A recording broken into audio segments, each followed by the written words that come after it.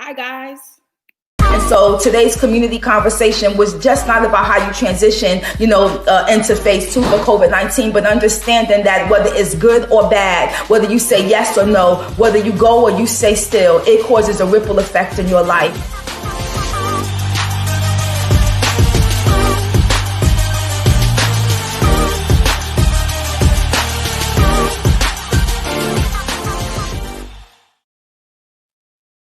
Welcome to Coffee and Community Conversations with PKO. That's Pastor Kalila Olokinola. This is our third official Coffee and Community Conversation. I have Green Mountain Coffee in my 24th South Front Street cup, and I'm excited for you to join me today. Remember, we're just getting started on this platform, so I thank you for your patience. I thank you for your feedback that you've provided to me so far. It's been instrumental in helping me in pressing forward and making sure that we do the best that we can to provide you with information that we believe you need or information that you may want to hear. So today, we're talking on navigating purpose during the pandemic and amidst protests. So I'm excited about that. Some of the other things that we're going to talk about is how we can create a byway to bridge the racial divide that we all feel that's happening in our country right now. And of course, we want to talk about what's happening in our community, right? Whether it's our community at large, whether it's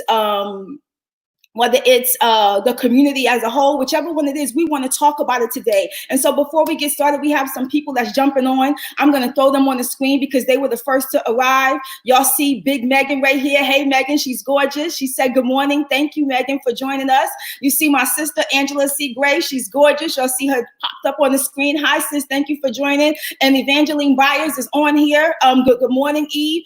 For those of you who don't know who Evangeline Byers is, she's in Brooklyn. I know her from Brooklyn. She was on the front line at Barclays Center. There's a video out that I will share with you guys. If you sign up for my mailing list to hear some of what she said about some of the things that we can do to help shift and change our community. It doesn't start just with officers being arrested. There has to be more, right? There has to be some things that's constantly in place. And we're going to talk about that today. So before I get started, I want to throw out, right, the community kickoff question, right? It was sent in by Mary. And I want the community to be able to provide me with these kickoff questions because that's how we set the stage for the conversation. So let's check out the conversation. The question, can you really improve race relations in a country divided? I want you guys to jump in. I'm going to take some time to wait and see what you guys say. The question, the community kickoff question from Mary was sent in last week, and she said, I want you to ask this during your coffee and community conversation. Can you really improve race relations in the country divided? Now, while I'm waiting for y'all to answer, if you're on here, I want you to do me a favor. I want you to share this. I want you to tag it with to somebody who you think should be a part of this conversation. This is not my conversation. This is our conversation. Teresa Hicks just jumped in. She said, good morning, KO. Hi, Teresa. Thank you for joining us. I appreciate you being here today. Christy Washington is jumping in. She said, good morning. Thank you for joining us today. We're going back to that community question, guys. Let's talk. Can you really improve race relations in the country divided?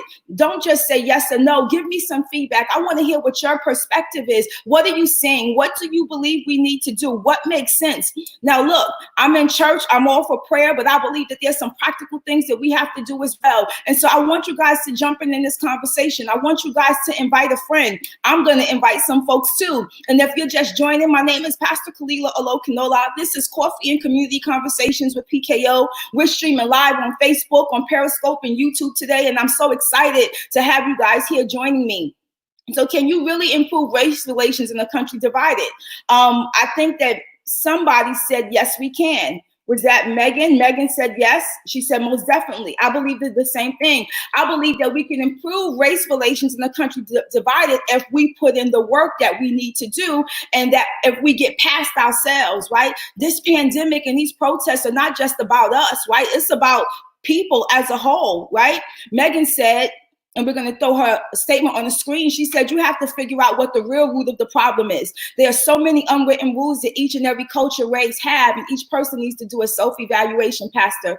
Congratulations. Thank you so much, Megan. That is an amazing answer. And that's some of what we're going to talk about. today, some of those unwritten rules that each and every culture has, right, that we harbor and we don't want to get past. And we do need to do a self-evaluation because it starts with us wanting to make a change. Angela C. Gray said that you just got to put in the work.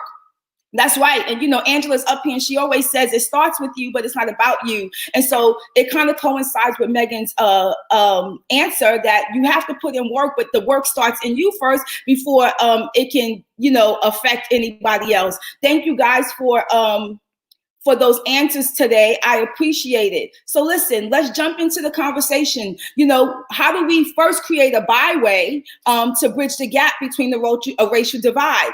The question is, what is a byway? A byway is a small road that not many cars or people travel on. It's one not used very much. So listen to me. A byway is another route. It's not your typical plan A, it's your plan B. It's a road that many people choose not to go on because it's not convenient, right? Or it's not visible, right? It's often a road that's off the beaten path. It's not a main highway. Some byways don't even provide public access. And so we're talking about how to build a byway to bridge the racial divide. We have to build a path, a roadmap in order to do that can be consistent, it can be clear, it can be communicated, and it can be conscious. Come on, somebody. We're having a conversation now. And so in doing that, what are some of the things that you guys believe that we need to do to build that byway? I'm going to go ahead and begin to jump in with some of my points before we get further, you know, in this conversation. But I think the first thing we have to do is in line with what Megan said and Angela said. And remember, this is a conversation, so we're going back and forth. Evangeline just jumped in and said, yes, you can. For the first time in history of America, white America and the governors across America are leading on this front. White young people are on the front lines using their lives and privilege. Yes, you can, and we will. One people, the human family. That's right. We are one people. We are the human family. And there are people on the front line that we never expected to be on the front line. This is the biggest civil rights movement that we've seen, you know, since our ancestors, but we're not them, right? We live in a world where there are millennials who choose to have a conscious understanding of what's happening in our community that want to make a change. Megan just said, once we all self-reflect, then we can start to relearn if you manage our feelings that we have learned in our homes. That's right. And she also said it's not popular to do anything different or change. It's something that people won't risk doing, creating the bridge, filling the gap with love. #humanity. Thank you so much for those comments, guys. So we're talking about building this byway to bridge the gap between racial divides. I think it starts with my first point, a conscious conversation, right? A conscious conversation. Having a conscious conversation means that we have the awareness and the skills to transform these reactive moments into responsive interactions where people feel heard and valued. Don't just speak at me, speak to me. Come on, somebody. Have you ever been in a situation or in a boardroom if you were at work and you felt like you were being overlooked or not heard? Or have you been in a conversation where it was really about something you were dealing with and the person turned it around and made it about them? If you've been in those situations, say, she's talking about me. Megan said, I have to go. It's okay. Thank you so much. Thank you so much for joining us. So, the conscious conversation, how do we speak to each other and not speak at each other, right? That conscious conversation. And this is why, because what we speak will determine what we see. That was good right there, right? Somebody needs to probably share this and say what we speak will determine what we see. If we keep speaking division, if we keep speaking violence, it will be what we see. We won't see the good that some of the people are doing on the front line and behind the scenes. Not everybody that's advocating and protesting is doing it outside in front of courthouses or in the streets. They're actually doing things behind the scenes. I know that my strength, I can go on the front line. I have it in me. Listen, y'all know I'm from Brooklyn and a little gangster, right? But I know that my strength is to provide education to people in the community on what they can do. I can build processes, systems, and structures to help put things in place that we can implement that can be consistent as we move forward, right? We just had Big Mike join, and Big Mike said it's so true. Heather Sugrock joined. She said people who are rioting and rising up without conscious direction is because they are desperate to know their purpose. I did say that. I said that riots are the voice of those who feel unheard, right? That's right. And when you begin to dig deep and understand who you are and what you called to do, you can walk into what God has prepared for you. And so what we speak will determine what we see. So our first point of building a byway to bridge the racial divide that we see or that we feel is conscious conversations. The next one is solidarity. That requires a commitment from everyone, not just me, but from you as well, right? We all want to commit to being a part of the solution. And we do that because we have to see our neighbors in all shades and colors as our allies, not our adversaries. That was good right there. We have to see our neighbors in all shades and colors as our allies, not our adversaries. It's inherent divides of, listen, guys, of ideology and identity that continue to be fault lines in the United States. Because we don't understand each other, because we don't speak to each other, we can't fix the faults that each party, sees or that we're facing right now in this time. And so it starts, number one, with the conversation. Number two, with solidarity. Number three, I need you to educate yourself. I need you to learn something. I need you to understand that you can protest with the vote, that you can put in politicians and people that want to make a change for your community that you live in and the community at large. Are you still with me? Christy Washington said, what we speak will determine what we see. That's right. Repeat that. Amen. One body of unity. Thank you, Heather, for sharing that.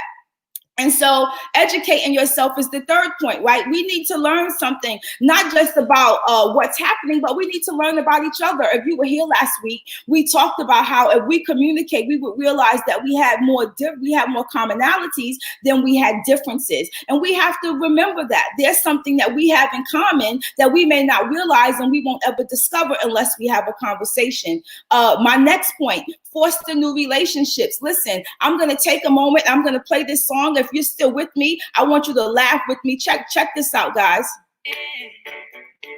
Travel down the road and back again. Can y'all hear that? The Golden Girls. I grew up watching the show. Check it out. I have my Golden Girls t-shirt on. And that's because I believe that we need to foster new relationships. And we can foster new relationships with people that are our Golden Girls. They don't have to look like us. They don't have to have the same culture that we believe in. They don't have to be part of the same socioeconomic status, but they are our Golden Girls. And the Golden Girls in my life, whether you white, black, Asian, Chinese, Latino, I want to thank you, listen, for being a friend. Come on, somebody. Foster new relationships. We have to foster relationships with people, glory to God, that want not just to be our friend, but they're willing to be on the front line with us as well, right? We believe the same things. We stand up on the same things. And even if we don't, our differences don't divide us, right? They make us stronger because we have an understanding of who each other is. Angela C. Gray just jumped in and said education is a critical component in rising above racial divide. Many times it starts with the conversation. That's right. A conversation, it starts with solidarity, and then it starts with being intentional about the relationships that you build. That's right, Evangeline. Thank you for being a friend. Evangeline and I go way back. Listen, y'all, before I was dating my husband, I knew Evangeline Byers, and we've been friends ever since then. We may not speak every day, but if I need her, I know she's there, and vice versa. So I want you guys to begin to build relationships in your life, new relationships that you can build that you call Golden Girls. They were all women. They were of the same color, but they were different in a lot of ways. And so I'm grateful for my circle of friends, for my Golden Girls. My next point, and listen, we're almost done and we're going to have our speakers come on here, is that we want to work to diversify our local institutions. Right? It shouldn't be yes or no. It should be a conversation of community on what we can do to fix things. We have a lot of organizations that have big diversity programs, but the problem is that they want to create a program but not change the culture inside of a company or an organization. I just said something that was really good right there. And I know that because I work in HR. I currently serve in an executive role in human resource. And one of the things I realized is that we can't just diversify with a plan. We have to shift the culture in the building that we're in or within our people, right? We can't create a plan to make you feel good or to tell you that, hey, you need to include me in some things. It has to become a part of our culture, right? It has to be become a part of what we do on a regular basis. It can't just be something that we pick up and look at a piece of paper and say, well, we have to activate point 2 because this is what we're experiencing. This is something that should be ongoing, that we should face, that should become a part of who we are. are, we should begin to work to diversify our local institutions. Listen, if you are in a role that can bring change, then you should. If you are in a role, whether it's at work, whether it's in ministry, even in your house, right? You can diversify your house by having a conversation with your kids about the other race. Come on, somebody. That was good. And so if you can, you should. And I have another one up there about smarter policing. How can we support smarter policing? And I really don't want to jump on this topic because I want to do this as its own talk topic, but I want to leave you with this point. Like they always say, don't work harder, work smarter. And I think that what we're seeing right now across the United States, right, is that the police have to work smarter. They have to do things differently. I saw a CNN story that said they were considering defunding the police stations. So who would protect the people? And so we have to be smart about what we do when it comes to protecting and serving in our land. We have to make sure that it's not based on race or socioeconomic status that determines how you treat me, but there's equality across all platforms. If you agree with me, say she's talking right now. She's talking right now. So look, guys, this is Coffee and Communications with KO, Pastor Kalila Lokanola, and we just finished talking about how to create a byway to bridge the gap of racial divide that we feel. When you walk in the street, you feel the tension, and some of us just aren't saying anything, and this is the place where we can have that conversation. You know, this is the place where you can have that conversation and we can all talk about what's happening and what's not happening. I think that this is the place where we can educate ourselves and we can bring on people, right, so that we can learn about each other. And it's a powerful thing, and we can't be silent. And our silence, you know, doesn't mean that if I'm not on the front line, I'm not saying anything. I'm saying something right now in this coffee and community conversation. I'm saying something with the programs that I build. I'm saying something to you, and my heart is that you would go out and you would say something to somebody else. Come on, somebody. And so if you were here last week, this is last week's lean in. I said last week that you should honor your strengths because they can be used for good. And in doing that, you know, I begin to think about people who may be navigating purpose during the pandemic. What are they doing? You know, how are they navigating purpose during the pandemic and miss the protest? And today, guys, included in this conversation, I have invited 3 women on that are actually navigating purpose through a pandemic. They are all operating in their gifts. They are all doing things that I believe are powerful and are amazing. And we're about to bring them on in a little bit. But before we go, I just want to do a quick recap, you know, with you of what we talked about today. You know, how can we build a byway to bridge the gap of racial divide? We realize that a byway is a small road that many cars or people don't travel on. It's not used very much. So we're using a roadmap to get there that's less traveled. Many people may not want to go that direction, but it starts with a conscious conversation, because what we speak will determine what we see. It moves on to solidarity. It requires commitment from everyone, because we have to see our neighbors in all shades and colors as our allies and not our adversaries. We have to educate ourselves. We're educating ourselves because we know that if we have a conversation, because if we educate ourselves in what's happening around us, we'll understand what's happening in us, and we can connect with our neighbors. We're fostering new relationships. Hey, we're looking for golden girls, right? Because we know you don't have to look like me, speak like me, or talk like me for us to be connected or for us to make a difference. If you're in a role of change, you're working to diversify your local institution. That can be at work, that can be at your church, hey, that can be in your household. And we are supporting smarter policing, right? And that comes through policy change, through voting, through using your voice to help shape your community by showing up, you know, at the polls and making sure that you don't let the time pass by where you don't say anything with the vote that you've been given the right to submit. And now we're on last week's lean in, how to honor your strengths because they can be used for good. Right now, guys, I'm checking in to see what they're saying. Heather said, yes, the Lord keeps showing me the power of purpose to heal the nations. Thank you, Heather. We want to encourage Heather and how she's navigating purpose right now. Christy Washington said, people from all walks of life need to be included. You can speak on too many issues that you have never been faced with. That's right. You know, Christy, something powerful. Angela and I, that's on here, we're in a class. In the class that we're taking, we learned that it's difficult for you to lead in a storyline that you can't relate to. Come on, somebody. It's hard for you to lead from a place place that you have never experienced.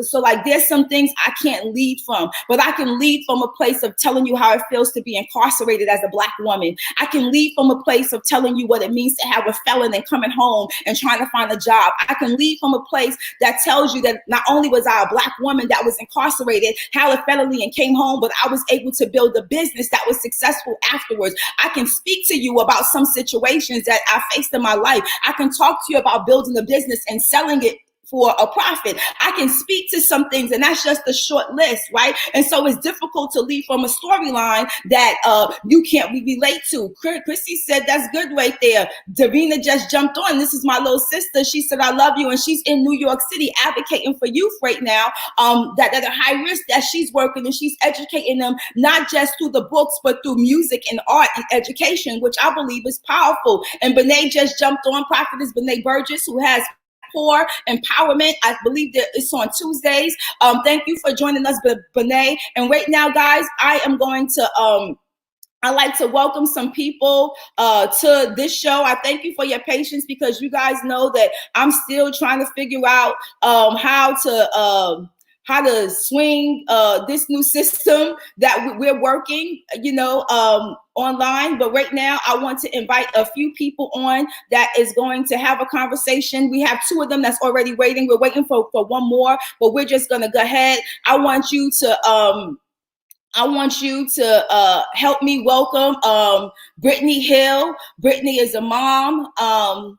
She is a powerful young woman of God. God has put something on her heart to share on how she can navigate purpose during this pandemic. We have Precious Bernard. I have short bios for all of them, but I want them to jump on and tell you a little bit about who they are. Precious did something amazing when it came to working with the youth in the community, and I'm sure everybody's heard of it. And Shanika, who we're waiting for, she's having some trouble logging on. She's coming to talk to you about how she's navigating purpose on the front line. So ladies, I want you to help me welcome right now Precious and Brittany Hill. Precious and Brittany, thank you so much for joining. Hi, guys. Thank you. Hi, Pastor Kalila. How are you? I'm fantastic and so excited to have you guys on. And so I'm using this new system. So I'm trying to work this for the people to be patient with me. I'll get better at it, but we're flowing right now, right? And so before we go, we're going to throw some more comments on the screen before we start our conversation with you. And so Heather said that's why it's so important to share our testimonies. Our testimonies are the stories that connect us and heal us, because it's proof of how we made it through fires and struggles and overcame. We all connect through overcoming. That's powerful. Yes, that's powerful. My sister just told me you are amazing. Let me throw that up on the screen. Hey! Hey, Kim, welcome, Kim Gore. We appreciate you being here. So look, guys, we're going to jump into this conversation with Precious and Brittany. We're still waiting for Shanika to come on. If she can't get on, it's okay. We will figure it out. And so we're going to talk about some of the things that they're doing right now to actually navigate purpose. Like, how are they doing it, in the community that they live in? How are they doing it in their lives? What pushed them to do it? Because something has to happen on the inside of you to push you to actually want to make a change in the community, right? And so before I actually go and ask them those questions, right? Well, actually, I'm going to do that first. I want them to share with you how they're navigating purpose during the pandemic and amid protests, and then I'm going to throw up something like they shared with me before they jumped on. Precious, would you go ahead and start and tell me how you're navigating purpose through the pandemic? Guys, help me welcome Precious. I'm sorry, I missed the very last part. I'm sorry. No, I said, well, help me welcome Precious Bernard. All right. Hi, everybody. Thank you so very much for jumping on. One of the things that I did in the midst of the pandemic was I started in our local area the Adopt a Senior Project. And this Adopt a Senior Project allowed parents and loved ones to post a senior to this particular Facebook page and allow them to be adopted by a member of the community. And being adopted by a part of the community, it allowed them to send them a gift of love, just to let them know that they're being thought of, and just to push them and encourage them throughout this difficult time. Because given the fact that it was unprecedented, nobody knew how this was going to play out. So I wanted to do something to let them know that, they are appreciated and they are thought of and loved. That's amazing. So that's incredible. I'm sure some of you watching right now have heard about the Adopt a Senior page for New Hanover County. Precious was instrumental in starting that. Angela just jumped on and said that she loves you, Precious. I'm throwing her on Hey, the sis, I screen. love you too.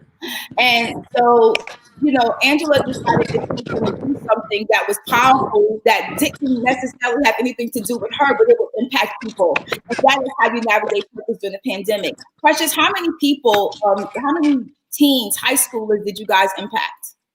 So there were over 2,000 seniors altogether impacted. We started a group in New Hanover County, Brunswick County, Duplin County, Pender County, and then other places, Fayetteville, South Carolina. So it wasn't just here, and that blew my mind. Oh my God. So look, I didn't know that you went all the way out of New Hanover County. So do you have a number of how many seniors you guys impacted? I don't have the exact number, but I do know that there are over 2,000. I know that there were at least 600 or 700 in Brunswick County, and I think almost 400 seniors in Pender County. And I don't remember the exact numbers county by county, but there were over 2,000. I definitely know. Over 10,000 high schoolers affected. Over what? How many? 2. Over 2,000 high schoolers affected. I mean, that's amazing. There's 2,000 more kids who were able to be celebrated for some of the achievements they experienced, you know, in school. Now, I have some more questions for Precious, but I'm going to throw Brittany on. I know she may be a little nervous, right? Because she's talking to you guys about something that she is going to do, that's coming, that she hasn't actually done yet, but it's coming because we've been working together behind the scenes. Brittany, welcome. Tell us how you're going to navigate purpose in the pandemic. So I guess I'll just kind of start by saying that I don't keep up with a lot of the news that goes on in the world, just because a lot of it's just depressing, and I don't want to stay in that place of negativity. So recently, finding out about the killings that have happened and that get streamed on the internet, I broke down when I saw someone get murdered on video. And it blows my mind that a lot of the people, when in the process of the action, like, see nothing wrong with it, and they're defending themselves, and they think at the time that what they're doing is right. I just bawled my eyes out. And I think that a lot of people are entitled to believe whatever their beliefs are, whether it be God, whether it not be God. That's not for me to say that their opinion, if they don't have a belief system, is right or wrong.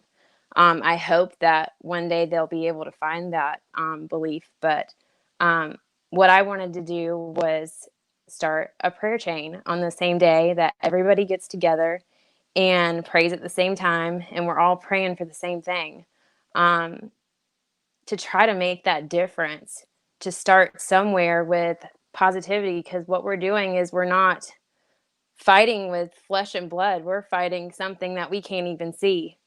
And I don't think a lot of people understand that. They're distracted by what the enemy has put in play, and they're reacting based off feelings and emotions, and it's not getting anywhere. Wow.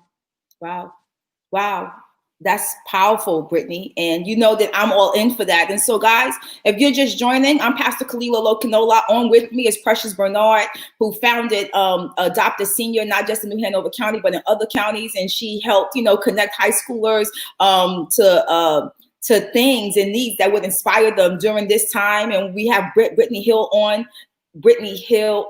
who is talking to us about a prayer chain that she's starting. And listen, I'm helping her, and we need you. And so Brittany wants to do a prayer chain on June 10th. 2020 at 6 p.m., right? And so we're looking for individuals that are willing to commit to pray at the same time. We're going to do a Facebook event page, and we want you to sign up, but this is not just for Wilmington. We want you to invite people from all across the United States. Brittany's going to be at the helm of it. She's going to go live on June 10th, 2020. I'll be there with her by the water, because that's what God put on her heart. And we're going to pray. We're going to pray for our nation. We're going to pray for impact. We're going to pray for what's happening. And if you feel led to do the the same in your community, if you feel led to do the same in your church, in your ministry, or with your group of Golden Girls, we want you to join us. If you're going to join us, I want you to begin to drop right now in the comment area and say me, and we're going to reach out to you. If you're going to join us and you're going to pray, you're going to invite friends, I want you to say me. People are dropping me. And so look, guys, yeah, and so we're going to let people comment, and we're going to actually we're going to provide you a link to a Facebook page so that you can be a part of it, and we're going to continue our conversation. So we asked them how they're navigating purpose in the pandemic. Precious, Brittany, I want to ask you, what made you do something? What made you do more? What was it in you that stirred something up? And Brittany, you shared a little bit of it, but Precious, tell us why you did it. Okay, so I was invited to a group very similar as the one that I created for this area in Louisiana. And as I read it, there was such a stirring on the inside. And it was just like, Precious, you have got to do this. You have got to do this for your area because it is so necessary. I'm a firm believer that when there is a need, there's always an opportunity and an open door for you to be able to impact your community. So I felt like I could not sit still and wait for somebody else to do it because I felt like God was waiting on me to do it. Wow. So what we just learned right now is that you can't sit still if you feel like something is happening in you or happening that you need to address it on your heart. You should do it. I think right now is probably the right time to throw a Brittany's quote. Brittany said before we jump on is, don't ignore the call that God has put on your heart. If it's pulling at you and you can't let it go, then it's not meant to be held in. God is telling you that your voice matters, and Precious just confirms it. It's time for you to release it now. It's time for you to walk in what you're being told in. With Brittany, do you want to share as well? As far as what made me want to do something? Yep.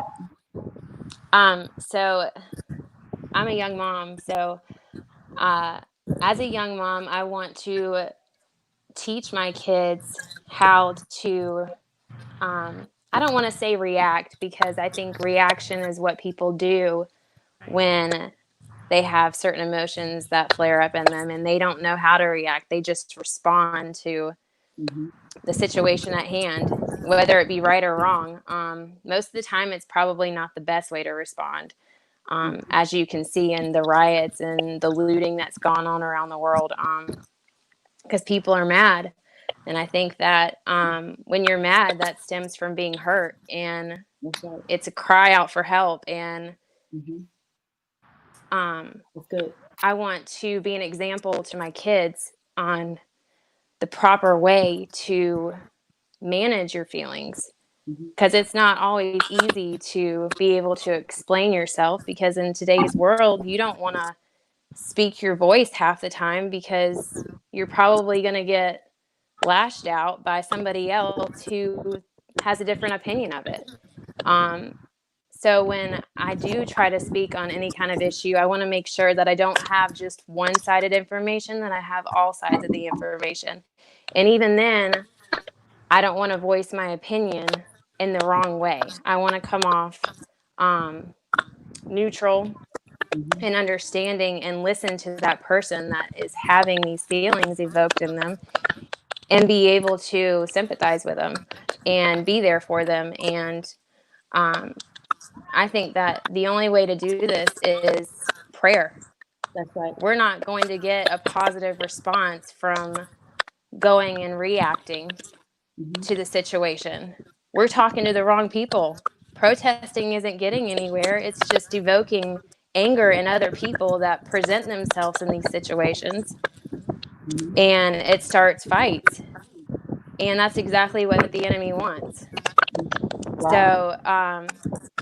So I believe that if more people were praying at the same time, I mean, you have 2 or more people gathering in his name. Imagine what you could do if you had, like, I don't know, a couple thousand people at the same time praying for the exact same thing. Well, you know, you just said something right there. The Bible says that one can chase 1,000 and 2 can chase 10,000, right? And so we know that we're more powerful together, and that's why we need to unify. So we're excited.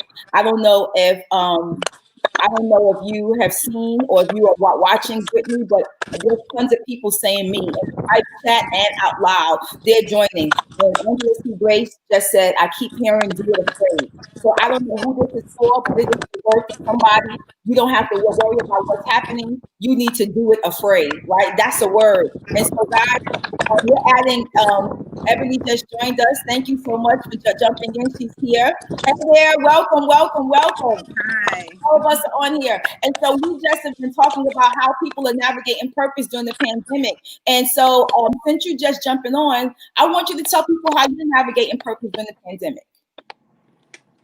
How I'm navigating right now, a lot of time I'm spending with God. Also, just staying focused on the purposes that God, I feel like He's placed over my life, and just praying for specific things in my life, just praying for the things, taking this time out just to pray for just different gifts that He has opened the door for me to see more in my life. Mm-hmm. Also, just through my job, I work as a law enforcement officer, so being able to take that time now, people are because it's slowing down, you have more time to talk with people one-on-one. So just being able just to listen to God and just follow the Spirit, and just being at peace in the Spirit. I know it's a storm and it's so tough to have that peace, but just asking God just to give me peace and just to give me strength to be obedient in this time, and just exercising my gifts. That sounds crazy. I know everybody's getting into health and everything, but I'm asking Him to teach me how to exercise my gifts.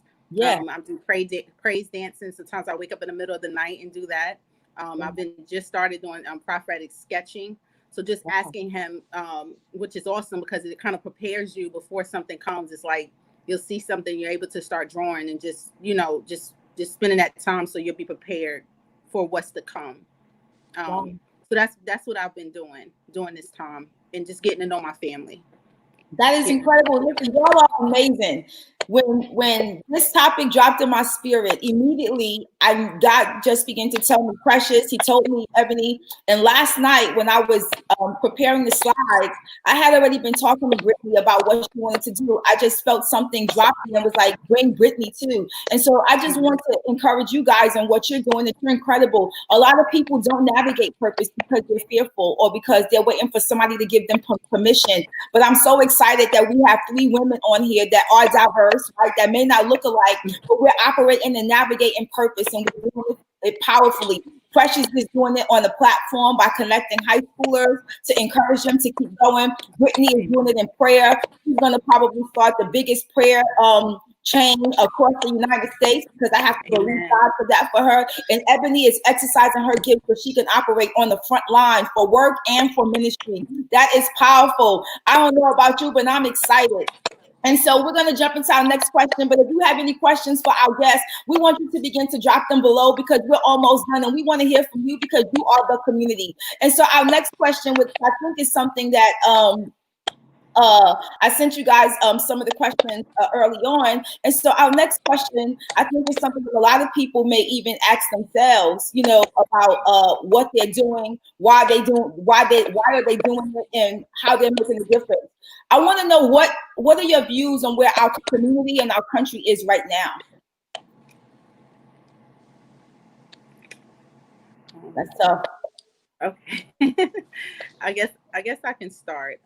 As far as where our community is right now, I feel like this is the beginning of something, of bringing us closer together.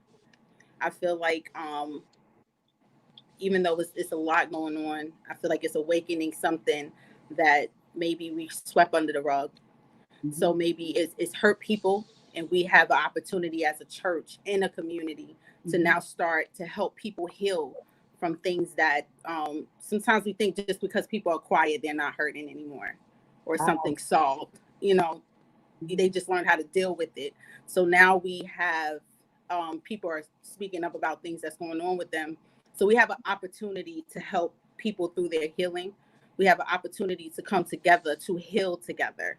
Wow. That's what I feel like in the community. We have an opportunity to, now that we see the problem, I feel like just start focusing and also coming up with a resolution from this day forward.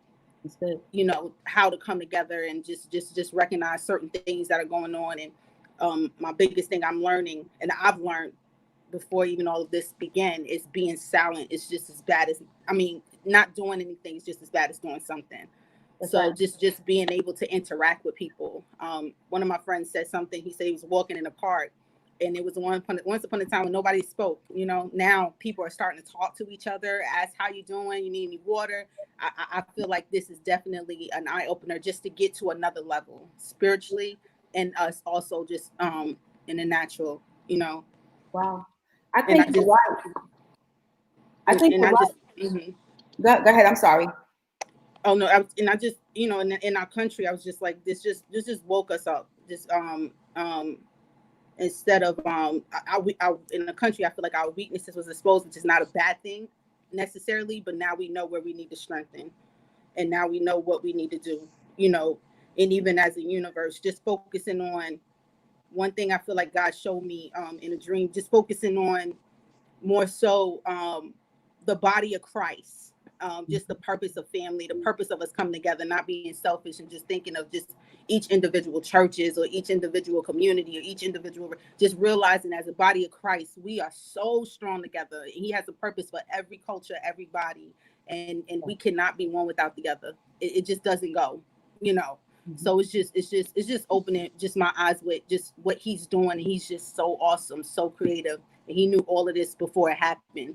So I know it's positive. It's going to come out of it, Yeah, that's powerful. And you're right. I was working downtown last week, and I could feel some of the racial tension, but I was more intentional about having a conversation or saying hi to people. And I think you're right. So you feel like you need to speak more just to let the person know that, I'm here with you. We are united, right? Anyone else want to answer that question, or Brittany? Hey, I think I'll go. What I say is, I believe before anything can be confronted, it has to first be exposed. Woo! So I feel like there is an exposure that has taken place. And I feel like, one of the scriptures in the Bible that God has really been dealing with me during this time is, if my people who are called by my name will humble themselves, if they will seek my face and turn from their wicked ways, he says, then will I hear from heaven, forgive their sins, and heal the land. So I feel like God is kind of waiting on us as Christians. He says, if my people. So I believe that there is a job that we as Christians have to do. I'm taking a class, and in the class, one of the things that we discussed were different views, different ways of thinking. And one of the things that we talked about was called sociocentric thinking. And sociocentric thinking, I feel, is really at the heart of what's going on in our community and in our country. Sociocentric thinking is a type of thinking where you are almost blinded and only focusing on your type of what happens in your community, and you can't see beyond your culture. And I believe if we as people are sensitive to each other's to each other's culture, then and only then can we heal what's going on in our land. First, we have to pray to God, and then we have to be sensitive to each other's cultures and be willing to go into their world and see what's going on and let it be all right. It's all right that we're different, but I feel like we have to be sensitive as well.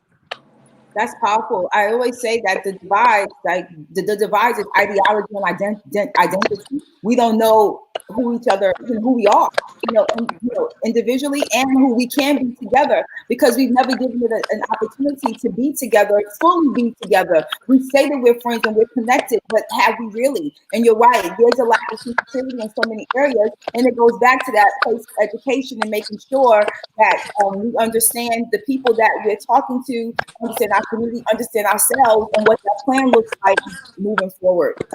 Powerful stuff. So I have one last question, and I want to start this question with Brittany. What would you say to people that want to do something? This is that one statement from you. I know I posted something up, but do you want to speak to how this statement, this is the statement that you chose, and why did you choose it? Like, what's that one thing that you can tell people who want to navigate purpose right now? I know what you said, but say something out loud right now to people. Like, I know that you were stirred, you were adamant. I felt the righteous indignation in you. I felt the fire in you to want to get something done, Brittany, because I've never got a message from you like that, and I'm ready. Brittany even jumped on Facebook Live, right, and did a live, and it's just not her. And so I know that God is stirring something up on the inside of her. And so let me just repeat your statement. You said, don't ignore the call that God has put on your heart. If it's pulling at you and you can't let it go, it's not meant to be held in. God is telling you that your voice matters. Tell the people something before you go today. Okay, sorry. I think my mic's been breaking up. I'm having a hard time hearing. So this, I just, after seeing the things that were going on in the world, and not being so blind to it anymore, I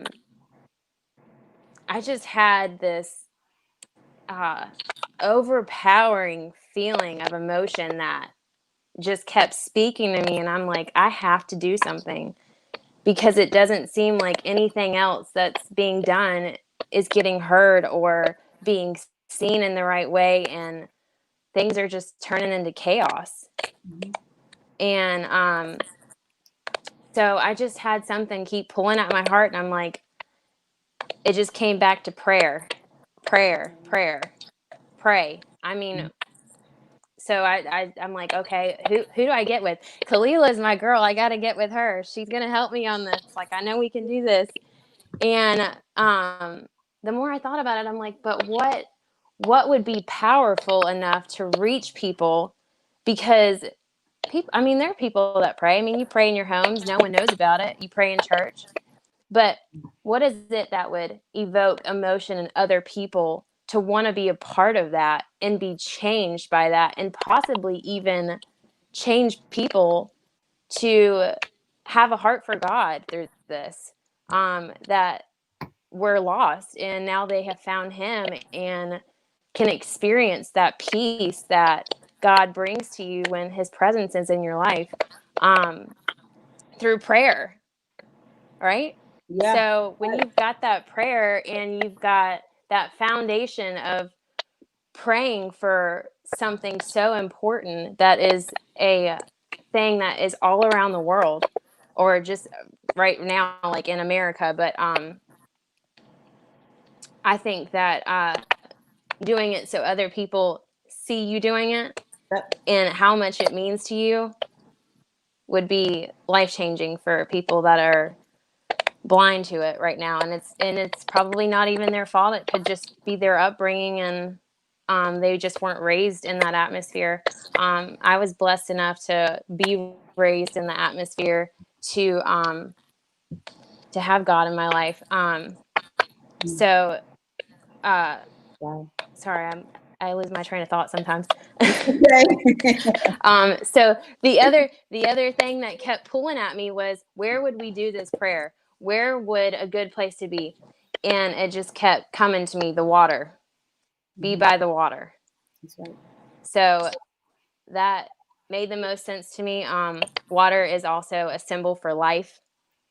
So it just, the two just kind of came together and clicked for me, and I just felt like that was where it needed to be.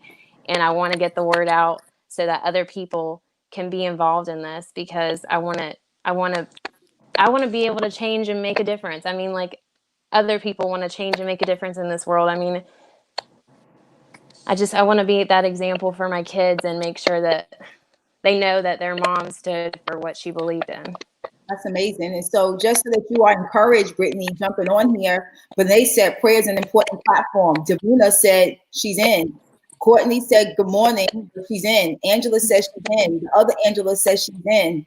Ali Ziegler said that she's in. Renee also said she's in. Lenore said she's in. Loretta Kinney, who's all the way in Louisiana somewhere, said she's in.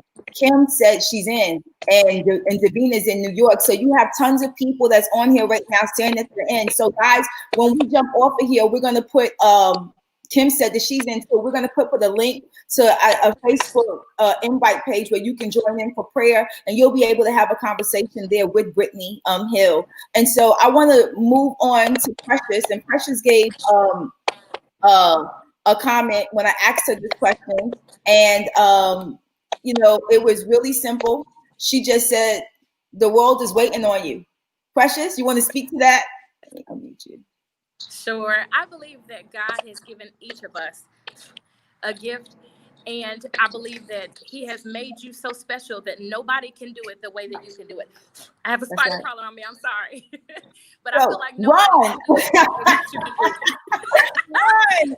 Jump on camera and run. We don't play with spiders in the name. But yes, I believe that nobody can do it like you can do it. And like Brittany has said, you know, we all have our different spheres of influence. And there are people that you and only you can reach. And I just believe that now is our time to do it. Don't sit back and wait for someone else to do it, because oftentimes, you know, we recognize that there are things that need to be done, and we'll be like, well, dang, who's going to do it? You know, well, I'll wait because I think so-and-so, you know, they have a great personality in that particular area, and they may have the strength to do it, but you have the strength to do it. You have the ability to do it, and nobody can do it like you. That's amazing. So, last comment. Ebony, you wanna answer my question? And so the question is, what would you say to people that want to do something? This is one statement from you, and what would you tell them? Because you're doing something, and you're doing more than something. I've seen you in uniform, and I've seen you flow, right? I've seen both, right? And so those are two parallel worlds, but really, and I'm going to be careful because I know this is your job, right? Is that you are protecting us in real life and in the spirit. Come on, somebody, right? You're doing it both ways. And so what would you tell the people who want to navigate purpose? If they want to get started right now, what would you say to them? My quote, and I'm gonna read a little bit. My quote was, "Be a fighter that never gives up and never back down." And it says, I know with God, I was like, this is what I'll read this real quick. It's short. It just says, it's by an author that I read, and her name is Tanya Mason. And she says, the weapon the enemy has formed against you, she's like, it ain't even real. Quit getting upset when he throws something at you. Quit getting distracted. Quit giving up. When he throws the weapon at you, he's giving you ammunition to use against you. Every time he messes with your children, your finances, your car, your spouse, you speak the word out your mouth. It becomes sharp as a two-edged sword. And I love it. It says, you want to fight. And this is what she's telling the devil. And that's how I kind of get into the spirit realm. You want to fight, you just pick one. And I ain't backing down this time. I just encourage you just to be a fighter that never gives up and never gives down. You know, that's amazing. Never backs down. I'm sorry. So just be encouraged, be strong, and just trust who you are. Trust who he made you to be in the season. That's incredible. Thank you for that. And so I'm so excited. If you enjoyed this episode of Coffee and Conversation, we want to hear your comments in the comment section. But before we go, I'm going to end with this with a couple things. Number one, I'm going to post some links and throw up some event flyers for you guys to participate in. If any of our guests have anything that they want our watchers to participate in, please let me know, and we'll drop that in the comment area as well. There's a Broadway musical. It's called Bringing the Noise, Bringing the Fun. And the storyline starts with 4 African-American men in corporate America, all trying to hail a taxi, right? And the taxi never stops for them, right? It just never stops. It bypasses them till it gets someplace else. You know, one by one, the cab just keeps passing by. They have this thing like in the workplace where they say that there's always this iron ceiling, or like, well, it's a glass ceiling for people, but they say for Black people, there's an iron ceiling. There's just a place that we can't go, but we can get but we can't get but so high. And so I want to end this episode in saying this. We get as high as we push ourselves into until we get as high as we let God use us, right? We can continue to go no matter what color we are, where we're from, what our socioeconomic status is. We can be used by God. There's purpose, there's potential, and listen, there's passion in everybody. You have to dig deep and discover it. When you navigate through purpose during the pandemic and the mid-protest, you're not just operating in the normal times. You're taking a byway to bridge a gap of racial divide, that what you have in you may impact not just one person, but a nation, because nobody knew that Abraham had a nation on the inside of them. In Jeremiah 29:11, when he says, "For I know the plans I have for you, plans to prosper you, to give you hope in the future." When he was having this conversation with the children of Israel, verses before, they had been banished out of their land, and they were banished for years. And a false prophet had came to give them all this conversation saying that God was going to bring them out, but it wasn't true. But what God did give them was a command. He said, "I know that you're in turmoil. I know that you're in a situation that you may not want to be in, but when you're there, I want you to plant seeds. I want you to be fruitful and find wives, right? I want you to to till the land. And so today, we may not see the means of what's happening in our world is ideal, right? But God wants us to be fruitful right where we are. And the power in it is that the children of Israel who got that word that time, they weren't going to receive the promise. Their children and their children's children was going to receive the promise. So what we do today, we may not see the outcome of it at this moment, but there's a bloodline, there's a legacy. There's a group of children, your children and mine, who are going to be partakers of what we do today, tomorrow. I want to thank you, Precious Bernard, Brittany Hill, and Ebony Marshall for joining me today on Coffee and Community Conversations with PKO. This is only our third episode. This is what God told me to do in response to what was happening in our land, to begin to have practical community conversations. I want to thank you guys. You know, I have on this Golden Girl shirt. See that? And I told them that I'm looking for a circle of friends, not just gonna tell me how blessed I am, but tell me how obedient I need to be. Some folks that's gonna pray for me and that's gonna push me into my potential and my purpose. I want to thank you guys for joining my family that I consider Golden Girls. You're powerful. Like what you're doing in the community and what you will continue to do is going to continue to touch lives. You know, I have comments from people for you guys that saying trust who God created you to be. Be fruitful right where you are. Just saying thank you so much for sharing and for joining us. And Brene just said yes. Angela C. Grace said this is a really powerful episode. Keep going. So I want to encourage you to be the change that you want to see. I want to encourage you to keep going. I want to tell you that somebody's fire was lit today because of what you said and what you did. And we did it all over coffee. Thank you for joining me. I hope to see you guys soon.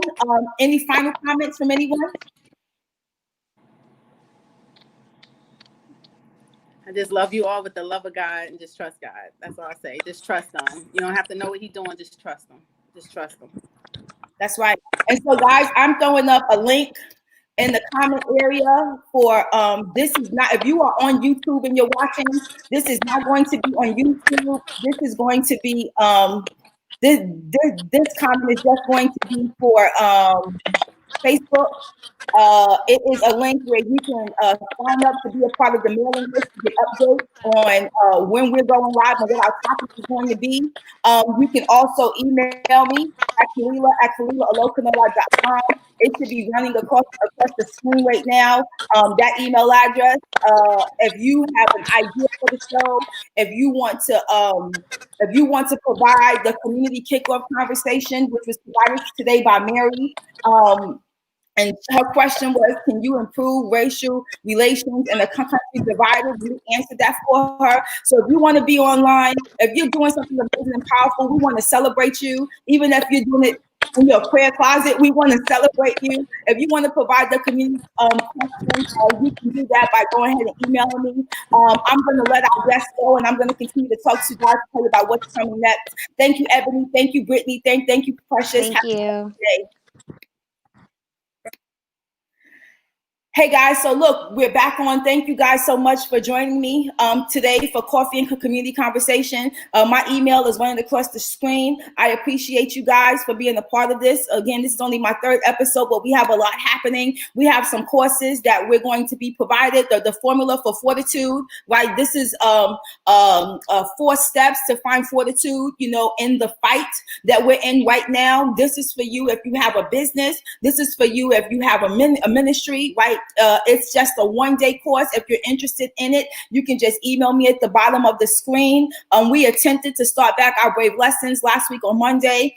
We weren't able to. There was something happening, and we will be back this Monday on the topic full custody. God doesn't just want us on weekends. He wants us all day, right? And on June 22nd, we're kicking off our redesigning the blueprint class. It's a master class to help you redesign the blueprint. We're going to talk about schematics. We're going to talk about foundational principles. And if you're interested, I want you to just email me and say, send me some more information. I appreciate you joining in today. And if you have any questions, comments, or concerns, I want you to just reach out to me and let me know what I can do to support you. My name is Kalila Alokanola. And listen, This is Coffee and Community Conversations with Pastor KO.